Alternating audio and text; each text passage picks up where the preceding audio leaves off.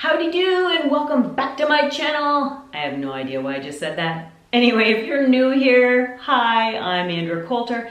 I'm a doctor of medical health and homeopathy and the founder of the IOMA healing system, which you can check out in the links below. And today I'm going to talk about how to remove chronic and even acute emotional pain in your life. Because if you have any kind of physical pain or inflammation, you're going to have emotional pain along with that. And just living life in general, we have emotional pains that we go through, and sometimes we don't really know how to work through them in the right way and let them go. And I'm going to go over some great tips today. And remember, if you love to take care of your health in the most effective and holistic ways, ring that bell and subscribe and stick around, because every Tuesday I share with you my 35 plus years of experience in the health and wellness industry so that you can really live every single day to the highest and best good that you can for you.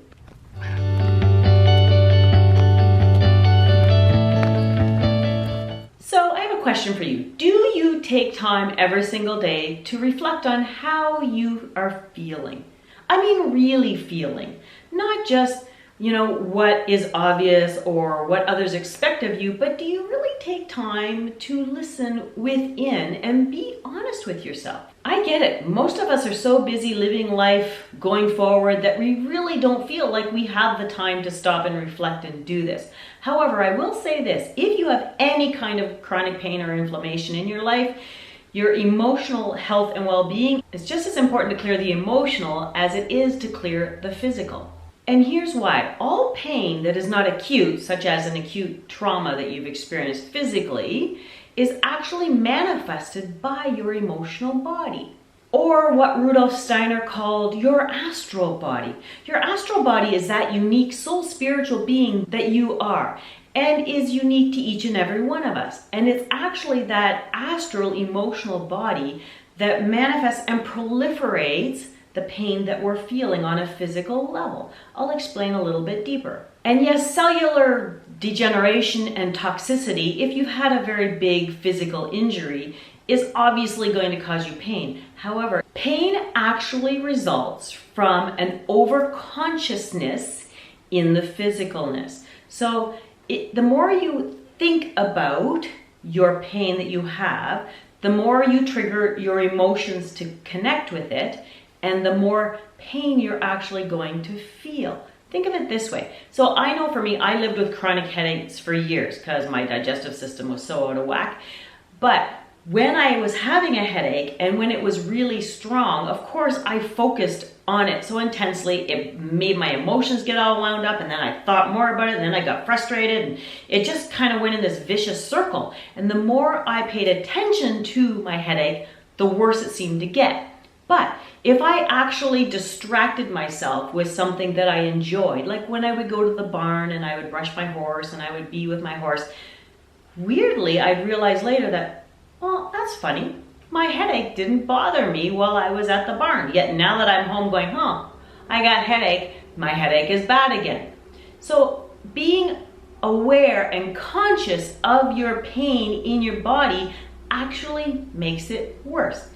Comment below, have you ever noticed when an ache or a pain actually gets less when you're happy doing something you love and worse when you pay attention to it? If you have, let me know in the comments below. And what was that pain? So how can you as an individual change that emotional connection you have with the pain so that you can improve your health and wellness on every level? And I'll go into thoughts in the next video, but today we're just going to talk about emotional health and how to really let go of that emotional connection to any pain that you may have and the emotional pains that are coming up in your life.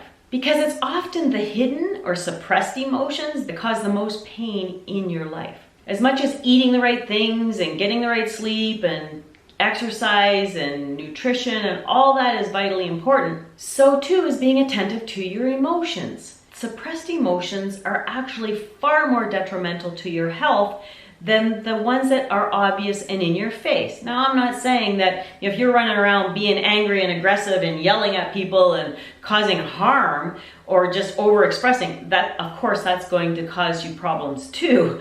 However, both need to be looked at in the right way, and both need to be worked through and honored in the right way. So let's go into some of my tips, because it's so easy to get out of control with our emotions, and it's so easy for us to feel like we don't actually have any control over our emotions. If you feel like, well, I just emotionally feel the way I feel and I react emotionally all the time, but I'm not really taking responsibility for those emotions, then yep, they're going to control you. And yep, your life is going to feel out of control, because you're going to feel like in a way, a victim to your emotional body. However, you can actually take a healthy sense of control of how you feel in any given situation, and that itself is going to be incredibly empowering. And that, of course, is my very first tip. So being really attentive to how you are feeling in any given moment. I'm not saying sit around and just constantly contemplate, what am I feeling? Of course, we have to live life, but try to take time every single day and really stop and reflect. And especially when you are feeling overly emotional, you probably won't in the moment be able to stop, but after the fact, try to remember, oh, wow, ooh, what was I feeling? Why was I feeling that? And what thoughts were linked to that feeling? Because the thoughts drive your emotional body. Again, we'll get into thoughts in the next video. But if you can start to first be aware, actually, that you are having over emotional reactions at times to maybe what the situation called for, then that is a really good place to start. And actually comment below if you ever had an over emotional reaction in life and then recognized it afterwards and thought, what the heck was that all about? Comment in the links below, I'd like to know. And number 2 is actually honor your emotions, but don't wallow in them. And here's what I mean by that. So we often, as I said, are very unconscious as to how we are emotionally reacting and feeling in life. We don't stop and be attentive to them. We let them just kind of roll along on their own. But we can get caught up in them, and we can let them really overwhelm us to the point where we don't know how to get out of them. So number 2 is, okay, honor them, recognize that you have them, and then let them go as quickly as you possibly can. Now, I will say this, my best tool for letting go is my Ioma healing remedies. So make sure you check out the links below and go find one of the emotional kits on my site that really connects with you right now, so that you can find the fastest and easiest, most natural way to really release your emotions. I will say this, aside from anything else that I treat, the emotional well-being shifts like that with these remedies. And number 3 is learn how to define your emotional boundaries. What works for you in any given situation and what doesn't work for you. Finding what works for your highest and best good, and then serving you and not necessarily serving and reacting to everybody else is really, really important. And knowing what you want to feel and experience in life on a day-to-day basis, and then what you don't want to be feeling and experiencing. And then find ways to start putting up boundaries so that you're not being in situations in life that trigger you to react and overreact in ways you don't want to be. Now, I will say this, if you are reacting emotionally to anything in life, remember that that's yours. It's your free will and choice to feel whatever that is. And what you're feeling really needs to be what you want to feel and experience, and not reacting unconsciously. So being consciously aware and creating stable boundaries around what you choose to feel and experience is a really, really important, empowering step. And not as easy as it sounds, but you can do it. You can. Just take some time, make sure daily you be attentive, do all the following steps, and you will gain greater and more control over your emotional well-being, which will put you in a healthier, more positive place just by doing that. Because number 4 is not getting emotionally connected to outcomes in life. And I know this is a really hard one. I still do it too, and I catch myself doing it. But you know, when you have experiences in life, or you have a plan, or you want this to happen, and well, if you don't know me, in past videos I've talked about, I do have control freak tendencies, and I'm aware of that. However, so if I've made a decision that I want to get this done, or do this, or go here, or have this happen, and it doesn't, of course I get emotionally connected to it. But then I have to go, okay, I can't think clearly and critically if I'm emotionally acting and reacting to something that just I had no control over.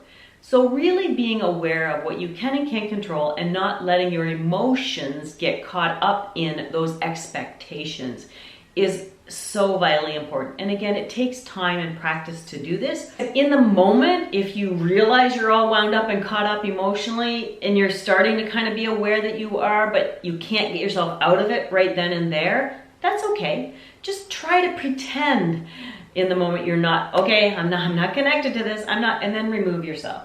That's always the best way to change, because emotions kind of dissipate and filter away on their own over time. And if you give yourself some time away and then rethink on that situation, you'll be in a much better place and a much clearer place, and you'll actually make better self-serving choices when you do that.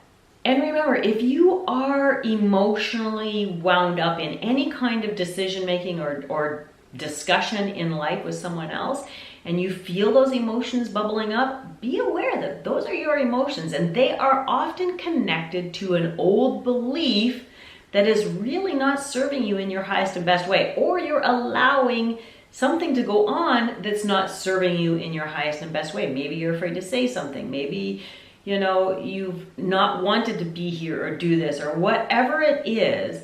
Those emotions are your guides to where you're not living your life in the right way. Be attentive to them, really be aware of them, and go through all those other rules and honor them in the right way. I'm not saying that there isn't a time for emotions. Absolutely there are emotions. We're a human being. We're going to have emotions. We need to cry when something is sad. We need to be angry, you know, or fearful when something is impinging upon our life force or threatening us. Absolutely. That's what emotions are used for. But they should be spontaneous. They should make you feel better afterwards, and you let them go, and you don't dump them on another human being. And here's my secret tip for you this week. This is absolutely one of the best tools you can utilize to really take responsibility for your emotions. And it's one that I use to get my anger in control when I wasn't even aware that I was an angry person. So when you find yourself lashing out or overreacting and becoming overwhelmed in life by your emotions, by things and events and people and so on, here's what I want you to do. I want you to make a pact with someone you're really close to, someone that you love and that loves you unconditionally. And you can say, hey, I really need some help getting this under control. And so what I did is I was that whole worker worn mother thing. I was lashing out at my kids, you know, when I was feeling overwhelmed by it all because I was taking on way too much. Again, another story. However, if you relate, you know, I have a healthy mummy kit below. You can definitely check that one out. It's helped me immensely. However, this tool itself really made a big difference. So what I did was, at the time, I was feeling so horrible every time I kind of snapped on my kids because I was overwhelmed and frustrated. So I asked my son, who was 9 at the time, I said, look, mommy really needs someone to just make me stop when I'm in the moment. Because actually, when you can be wound up emotionally and then stop, it actually will make the biggest shift away from it. So I asked my son, okay, here's what we're gonna do. When mommy starts to get in that state and you see it coming, I want you to jump up and say, the purple dog is on the roof. And when you say that, it's going, because it's so random and bizarre, it's going to snap me out of it, and then I can calm down, and then we can go on in a healthy way. Now, I will say this, you know, it's a bit intense to ask a 9-year-old to do this. And it took a couple of times where I kind of snapped on them and he just ran away and didn't say it. But the one time that he actually stood up and said it and honored it, and I honored it back, I will say I've never gone there since.